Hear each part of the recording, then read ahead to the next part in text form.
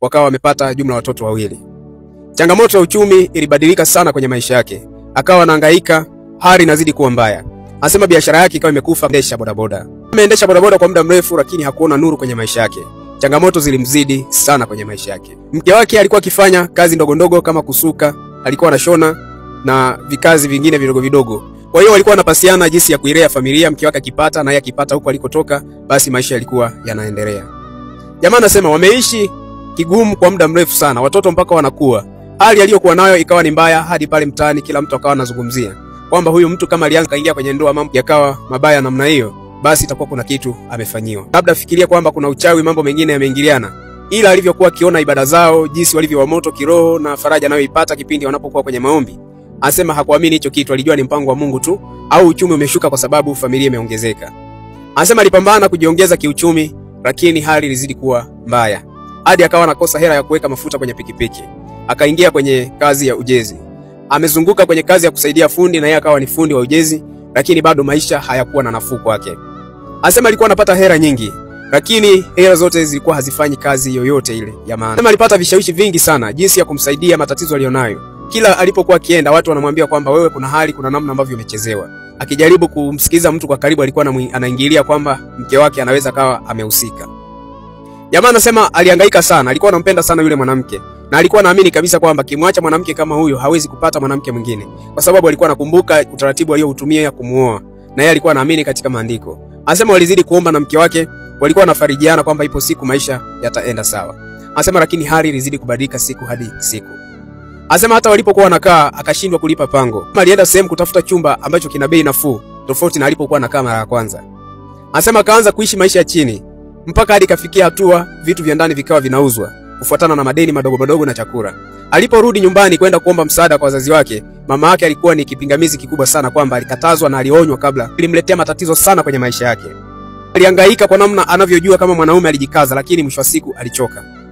Alijaribu kuangalia msaada gani ataupata hadi akawa ni mtu ambaye ameanza kupoa habari za ibada na mambo ya kanisani. Siku moja alienda kumsalimia babu yake mzaa mama, wakazungumza mawili matatu, akabadilishana mawazo. Lakini wakati wanaendelea na mazungumzo, babu yake akamwambia kwamba ninakokuona unakoelekea sio kuzuri. Hali yako inabadilika, ulivyokuwa mara ya kwanza naona umechafuliwa. Anasema kile kitu kilimshitua sana. Anasema babu yake akamwambia mambo ya nyota. Alimuelekeza sana. Babu yake akawa anamshawishi kwamba waende sehemu akasafishe nyota yake, kuna namna ambavyo inawezekana imefanywa. Yeye alimwomba babu yake kwamba labda yeye mwenyewe ndo mtaalamu, anaweza kujua kitu cha kufanya. Babu yake akamwambia hapana, ila kuna sehemu ambako anaweza akampeleka. Yeye anasema kwamba alikataa, akamwambia babu, nikutafutia hela, wewe mwenyewe ndo uende. Anasema babu yake alikataa. Na yeye anasema kwa kipindi kile alikataa kwamba hawezi kuhusika kwenye haya mambo wala kwenda kwa huyo mganga au kunywa dawa yoyote. Anasema alirudi kwa mke wake ili ajaribu kumsimulia. Mke wake alimwambia na alimuonya kabisa kwamba usijaribu kufanya kitu kama hicho. Jamaa anasema kweli alimsikiliza mke wake, walienda sambamba na maisha yao. Hali ilizidi kuwa ngumu.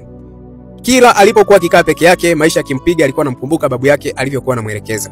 Alivyoona hali imezidi kuwa mbaya, karudi kwa babu yake ili amuelekeze namna ya kufanya. Anasema babu yake alimwambia inatakiwa afike yeye mwenyewe sehemu hiyo na atakayempeleka ni yeye mwenyewe babu yake. Siku hiyo tena moyo wake ukagoma.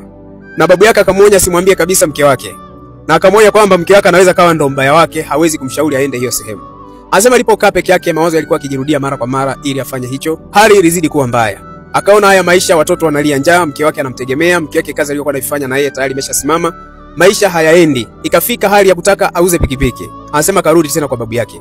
Babu yake akamwambia bwana, inatakiwa siku utakayoamua kwamba nikupeleke ukafanyiwe mambo yako yatakuwa mazuri, basi ndo siku ambapo tutaongea na mimi vizuri. Sina namna yoyote ya kukusaidia tena. Jifikiria mara mbili. Akaona hali anayoipitia ni ngumu. Hana ajira rasmi, maisha hayaendi. Hata akipata kazi anazifanya lakini hashiki hera. Anasema akamwambia babu yake yuko tayari. Babu yake alimtoa hofu kwamba usiogope kwamba kanisani utakuwa uendi. Najua unapenda kuimba, najua unapenda kanisani. Ila unaogopa kwamba ukienda utashindwa kwenda kanisani. Anasema wapo wengi sana wapo makanisani mle, lakini huwa wanasaidiwa na hao wataalamu. Anasema alimpa moyo, hivyo kweli akakubali. Babu yake alimpa 1000 kama hauna hela ya mafuta, basi utaweka mafuta. Saa 6 usiku tuende kwenye hiyo sehemu na usimwambie mtu yeyote. Ilivyofika saa 6, yeye akafungasha akajiandaa safari, akampitia babu yake. Anasema walitumia muda walisali moja kama na dakika 20 kwa makadirio alivyosema. Kulikuwa na mlinzi, wakamwachia ile pikipiki mlinzi aliyekuwa ni sungusungu wa kijiji cha sehemu hiyo. Inaonekana na babu yake walikuwa wanafahamiana. Akaiacha ile pikipiki pale, wakaanza safari. Walitembea kwa muda wa dakika 45 hadi walipofika katikati ya pori ambapo kulina mti mkubwa. Yeye alianza kuona kuna harufu ambazo sio za kawaida. Alikuwa na hofu sana, lakini babu yake alikuwa anajitahidi kumwambia kwamba usiogope kitu chochote kwa sababu yupo na yeye, hakuna kitakachompata. Babu yake alionyesha kwamba ni mwenyeji sana sehemu hiyo. Kumwambia usikiuke kitu chochote wala usishituke kwa sababu yupo na yeye. Anasema kwa sababu alikuwa anamuona babu yake yuko pale na yeye yuko pale, alikuwa anajisikia amani kabisa kwamba hapa inabidi ajikaze ili asaidiwe. Walifika pale kwenye ule mti mkubwa. Babu yake akamwambia inatakiwa tubadilishe nguo ili tuweze kuingia sehemu halisi kwa huyo mtaalamu. Anasema kwenye ule mti babu yake yeye akawa anavua nguo zake. Babu yake alibaki uchi wa mnyama. Yeye akiwa na sita amebaki na nguo ya ndani. Anasema alikuwa anaangalia nguo ya kujifunika ambayo watavaa tena. Babu yake akamwambia tena inatakiwa utoe nguo zote. Kwa aibu na uoga akatoa nguo akaziweka pembeni alipoweka babu yake. Anasema babu yake alimshika mkono